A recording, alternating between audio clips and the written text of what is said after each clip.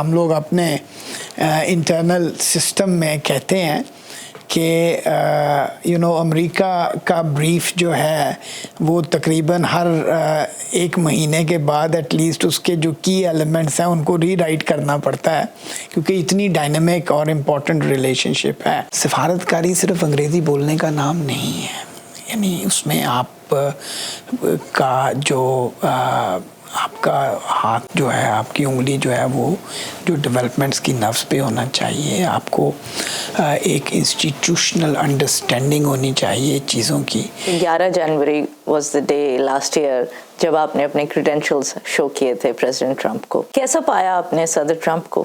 Frankly بہت warmly he received me, very warmly and a firm hand shake, جیسا کہ ان کے بارے میں کہا جاتا ہے۔ آپ کو یاد ہے کیا گفتگو ہوئی آپ کی اور پریزیڈنٹ ٹرمپ کی پہلی بار؟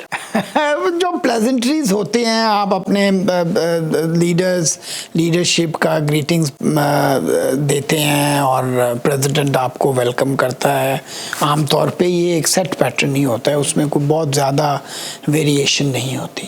رائٹ، کیونکہ مجھے یاد ہے جب آپ آئے تھے تب پاکستان اور امریکہ کے جو ریلیشن ہے اس میں کافی ایک تناؤ کی صورتحال چل رہی تھی۔ اس میٹنگ میں ہرگز اس طرح کا کوئی شائبہ بھی، اور پریزیڈنٹ نے بہت ہی بلکہ انہوں نے اس وقت کہا تھا کہ وہ چاہتے ہیں کہ پاکستان کے ساتھ تعلقات جو ہیں کلیئرلی بہتر ہونے چاہیے۔ آپ ایسے ایمبیسڈر کیا کہیں گے آج پاکستان اور امریکہ کے تعلقات کس نہج پہ موجود ہیں؟ اگر میں جنوری 2020 کو جنوری 2019 سے کمپیئر کروں تو بہت فرق ہے، اور اس ایک پورے سال میں آپ یہ دیکھیں کہ ہر سطح پہ آپ کو لیڈرشپ کی سطح پہ کوئی منفی سٹیٹمنٹ جو ہے کسی بھی لیول پہ کسی بھی امریکی لیڈر نے نہیں دی۔